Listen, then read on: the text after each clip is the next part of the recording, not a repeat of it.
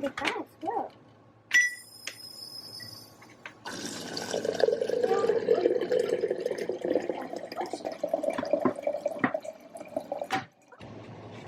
I think I need a lot.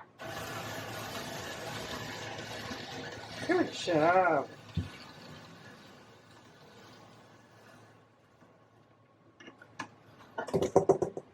Good job. Alright, let's put it back this way. Good job. Alright, not so rough. Not so rough. Ah, it's so yum. Green apple. Green apple. No, don't put that one in there.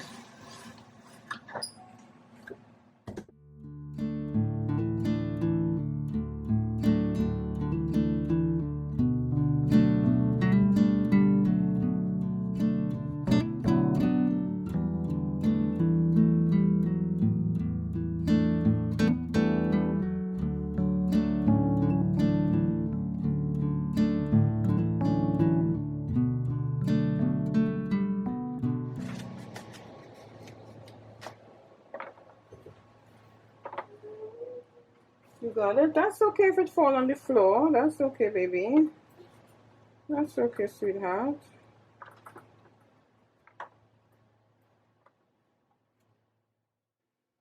I simply cut my apples in half once it's cored.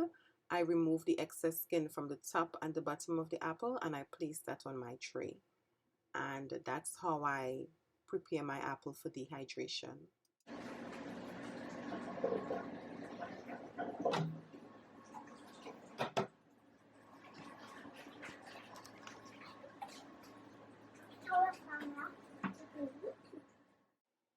Do not discard your apple core.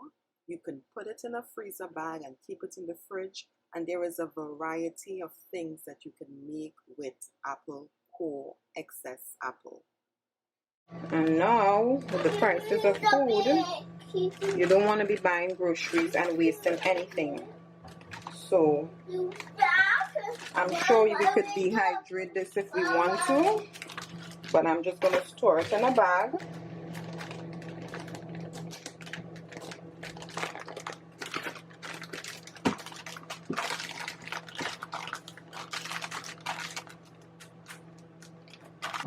And these are some other peppers I have here. These are hot peppers. I freeze them. These are my pimento peppers. I freeze them.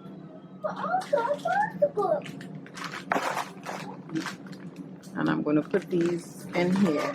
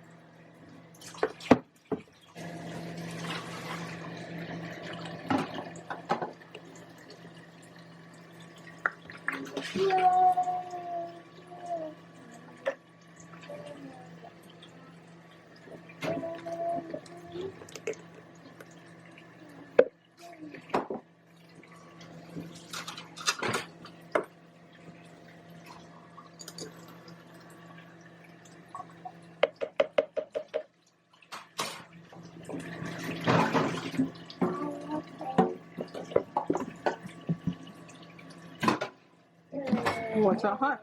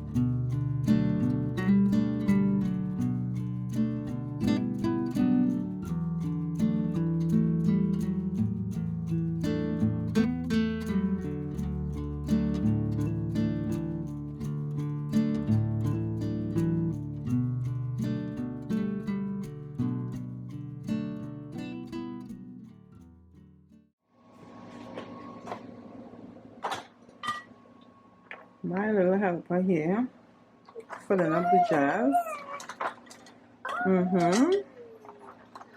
This is we finish here.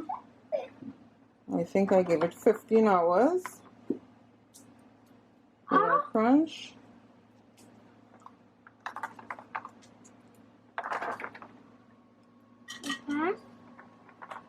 You want to eat one? You can have one. Yeah. Not all.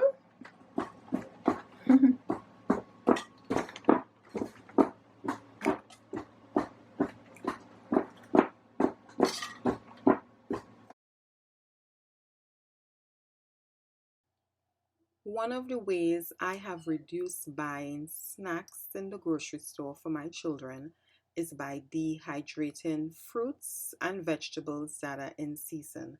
My kids absolutely love mango chips.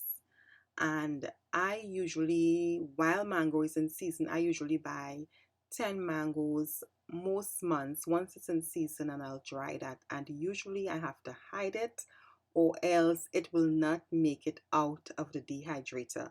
So like during the month, I would give them some in a little snack bag, and that way it lasts us about a month or sometimes more.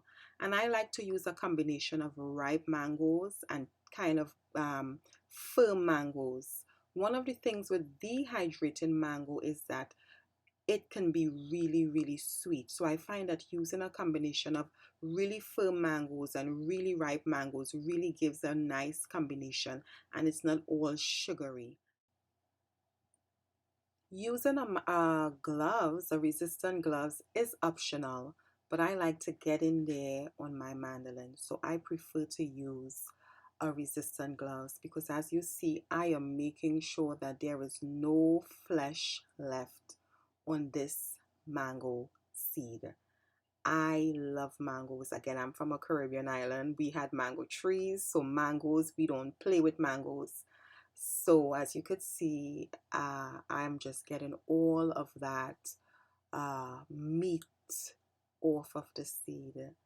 And this could be quite dangerous if you don't have this resistant gloves on. So I highly advise, if you're doing a lot of cutting with a mandolin, do invest in a resistant gloves. And here I'm just loading all of my mangoes on the tray and just, assembling it the best way that it could fit. And I'll soon be putting that in to the dehydrator. My dehydrator has 9 trays. It is an older model dehydrator. I've had this since I believe 2017 or probably 2016. So I've had it for a while. It's the Excalibur brand. I am going to probably leave a link in the description box, so maybe even look into creating a little Amazon affiliate shop because I am a kitchen gadget junkie, guys. So there will be a lot. I love kitchen gadgets. I'm sorry, I do. But I enjoy doing things like these. So it's something that I really enjoy doing. So here I have a pineapple, and usually I dehydrate about anywhere from 2 to 4 pineapples a month. My kids love, love dehydrated pineapples. And dehydrated pineapples are very, very, very sugary. My son said, Mommy, can I have some candies? Because that is how sugary dehydrated pineapple is. So I sometimes will do 4 or I will do 2 because it has a lot of sugar once it is dehydrated, but they love it. And again, there's no candies in the house, so this is their form of candy. And as a mom, I don't feel guilty giving it to them. And here you can see that has been nicely cut up. And I put it on my tray. I load everything on the tray. And it's looking nice. That is the core. I usually cut the side of the pineapple to really divide it in 2. Now, as you can see, this pineapple is really, really ripe because it's been in the house for 2 days or probably 1 day, and it was already ripe when I bought it. So it's really ripe. So this is going to be really sugary. For this tray, I'm using parchment paper because this is my 9th tray. I only have 8 silicone trays or mats. So usually when I need to use an additional one, I will use parchment paper because it just eliminates all that dripping and all of that mess in the dehydrator. So this is my pineapple and my mangoes in there. So that's gonna go for 20 hours at 140. I find 140 does it for me.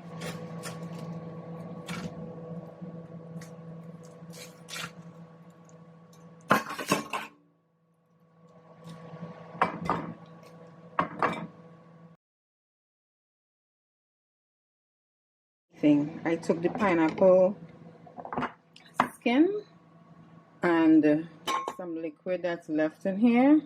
We're going to pop that in there and we're going to fill this up with water. A half gallon, I added 2 cloves, a piece of cinnamon stick, and some ginger. Just roughly chopped. No fuss. You just want the flavor to ferment. Ginger and these two go really well together. And of course you want to add some sugar. If you want, you could mix your sugar before you add everything, but the sugar is going to mix in there. So you add your sugar, and I think I added too much water. The mango is dry, nice and dry, and somebody is trying to get their hands on a piece of mango. That's all. If I don't move this, there will be no mango left for us. And this is the pineapple. Got a little darkening. I could let the pineapple go a little bit longer because it's still a bit soft. But I find when I do pineapple too long, it does actually it scratches our gum. Like these up here a little bit more crispy and crunchy. Wait, oh, look. Wait, let me get the piece. Hold on.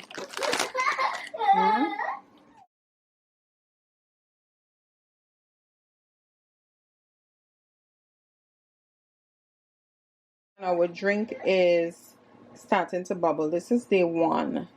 This is also day 1 of our ginger, as well as we are making some sprouts to go with some sourdough tomorrow. So I'm working on a bunch of different things one time. At the beginning of the month, I tend to do a lot of preservation. This is some sourdough I'm working on to create a discard for my some sourdough waffles I'm going to be making. And this is some sourdough that I just fed for in the morning. I'm going to feed it in the morning again, and this is going to be making spelt bread. And this is for some banana muffins, sourdough banana muffin, as well as waffles, and all those are things I'm making to freeze. So I tend to make a lot of stuff at the beginning of the month to freeze. This is bananas. I buy like 4 bunches of bananas, and I would freeze like 4 bags. So I have 4 bags of these freeze in my freezer. This is pineapple that I have freeze, as well as this is my eggs that I have freeze here. And of course I freeze my milk. I use half of the milk and then I freeze the milk. And this is how I kind of keep my little freezer that my girlfriend gave me stock. And just everything is labeled. I know it may look cumbersome, but there is a method. I have frozen dinners down there, so that's what's, and then this is my kids' popsicle that they're eating there.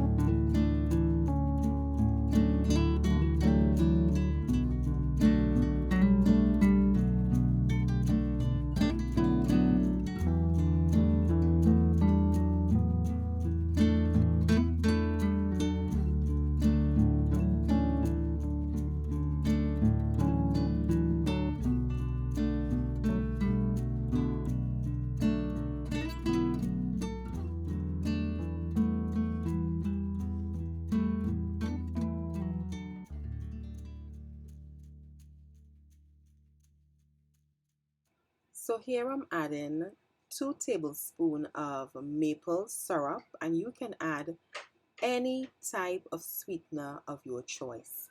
I'm also adding some maple flavor. Again, add any flavors of your choice. The sky is the limit. I'm also adding some vanilla extract. And we play with our flavors because waffles is one of those things we make a lot.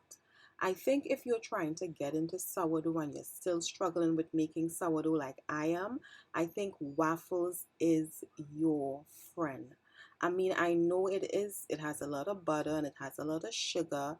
It's not like the basic sourdough, but it's a way to give you that sourdough flavor, as you're perfecting or enhancing your sourdough skill like I am.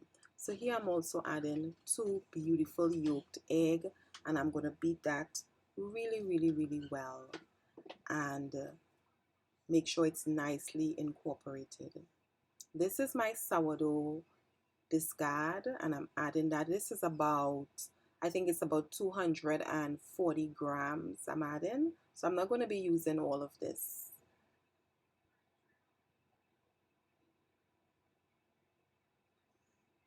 Isn't that beautiful? I love sourdough. I am on the sourdough bandwagon and I don't think I'm ever going back. And now you want to really mix that. Mix it really well. Make sure you get all of that lumps and make sure it's nicely incorporated into your liquids. Alright, I'm using a whisk and I'm just beating that really well. Use whatever you have. Here I'm adding my spelt flour berries that I blended and my flaxseed. And this is how I get maximum nutrient dense when I'm making my food. And this is why I love making my food, because in the supermarket you will find nothing like this. But if you make it home for yourself, you could choose the flours that you want and you could choose what you add to your food. That way you have the most nutrient dense food possible for your family. And this is what home cooking is about. So I'm just going to cover this and I'm going to put it in a nice warm place until I get back, because I'm heading to the laundry. It's quite early in the morning, but I wanted to make sure that when I get back that I have something nutritious, something delicious for my growing family. My sourdough discard here, and this is my container. I usually keep this in the fridge, and I use from this. Once it's full, I start making waffles with it. So just want to show you guys, in addition to making waffles for my kids to eat this morning as well as to freeze, I'm also making 2 sourdough loaves today, as well as some sourdough banana muffin. So that's going to be ready in about the next 6 to 8 hours while I do my laundry. Let me show you how my starter is looking. This is my sourdough starter in here. This is for my bread. This one is double in size, but I like for it to get all the way to the top. So it's not ready to use yet, even though the place is quite hot. I find when the place is hot, it rises too fast, but I believe this needs to double in size, and it's not fully there yet. I need it a little higher than there. And this, my dear, it is bursting over. So I'm making the kiddies strawberry smoothie because everybody is kind of hungry, even though my daughter made breakfast for her and her brother this morning. But I'm going to make them this now. So they did have some eggs this morning. I'm going to make them strawberry smoothie.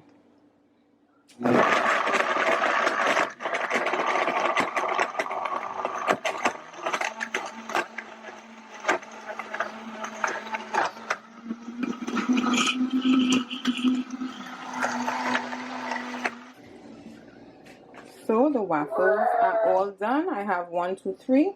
So the kids are going to have one of this. And you see how this is nice and it's soft.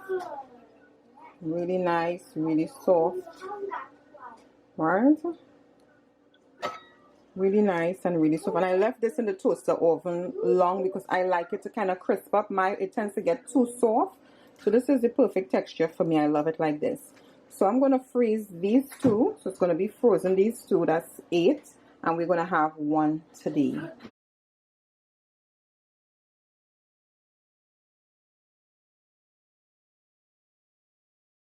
A smoothie for my daughter. Strawberry smoothie. This is actually her favorite. And this one is for my son. He loves it. He's already running, waiting. And this is going to be for me. I'm just going to add some protein powder. So this is the finish. Wow, why am I changing so much?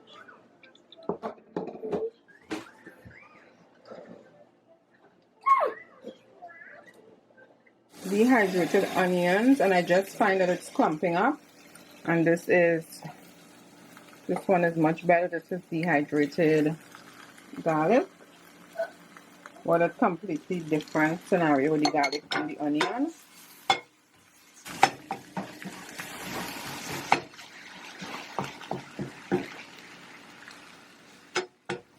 I haven't had scrambled eggs in a while. And this is my breakfast. That's the eggs, the avocados, my waffles that I broke up in little pieces. And you see how nice and soft it is? It's like bread. And this is my smoothie with my protein powder and, just some other things in there for me. And that's my breakfast.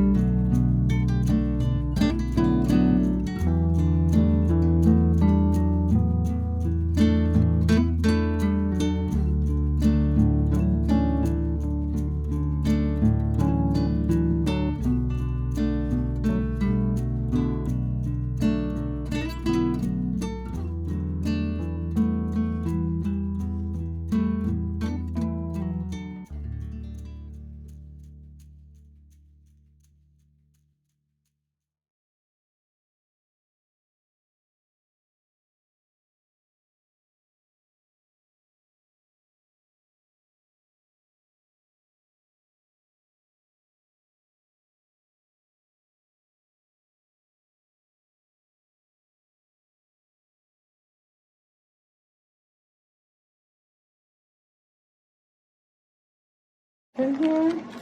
I'm going to put these in the freezer. So whenever we need one, we pull out one. So here I'm just showing you guys how I blend my wheat bread berries. This is spelt flour, and this sourdough loaf bread is 100% spelt. I tend to like dense bread as well as bread with a lot of grains. So I think I am going to be gravitating more towards making bread with loaf or in the loaf pan and making bread that is a little bit more dense. because I feel like that's really where I have been gravitating more towards based on my trial and error. I am not where I want to be yet in my sourdough journey, so I'm not going to really share a recipe right now. I'm still working on those things. I find a lot of the recipe tends to be quite salty, and so I'm still working on my own recipe to be able to share that with you guys. But here I am just getting the bread started. So this just came out of the oven, and I'm going to be making some bone broth with this. So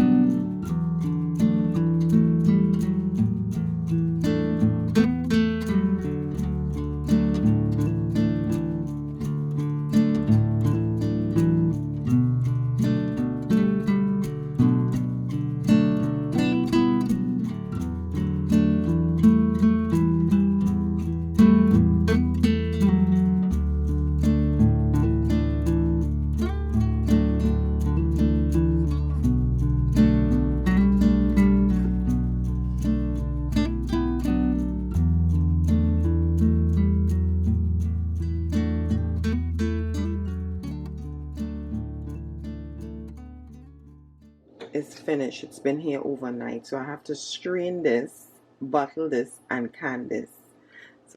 Salad mix that I've sprouted is ready to, I washed him. He is ready to be washed and going. Put it in a bag, a reusable Ziploc bag. I washed it maybe like 3 times already.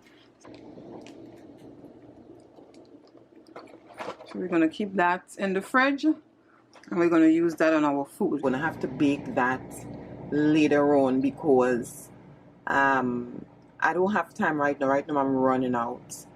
My starter was going crazy because the heat, so I put him in the fridge. So he's going to be in here for the next month because I don't need him right now, so he's going to stay. Gracie's going to stay in here for a little while. 3 different vegetables in there to ferment, so I have to do that today. I have laundry to unpack. Dishes here. This is dishes, all clean dishes that has to be unpacked, and I have to leave the house in about 30 minutes. As you can see, it's fully fermented.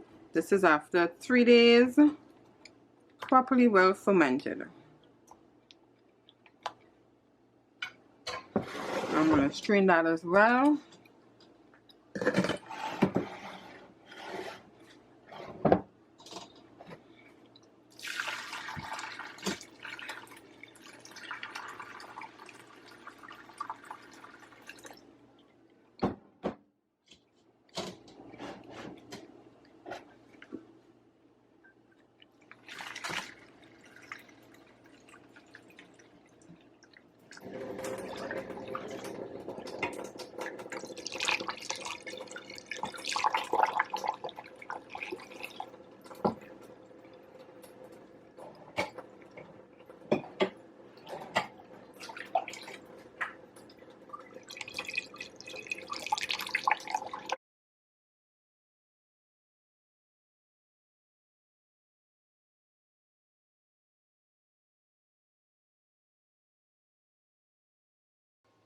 So here I am bottling up some kombucha.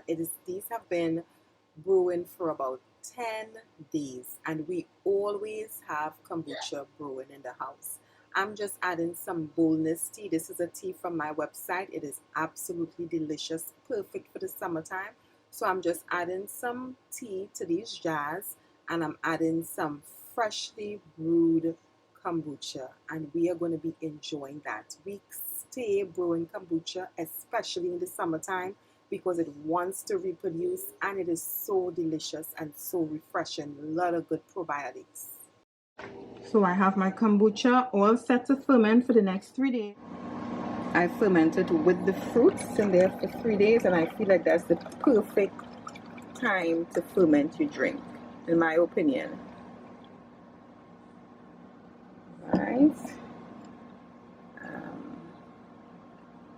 So I'm gonna strain that. You don't have to worry about the fruits in there. You just give it a little strain with a nice strainer, and you could see those bubbles. Whenever I use my instant pot to make bone broth, I am able to do this. And it makes one of the most creamiest soup I have ever had. It is so rich in flavor. You don't need a lot of it. You need just a little bit to give you that creaminess.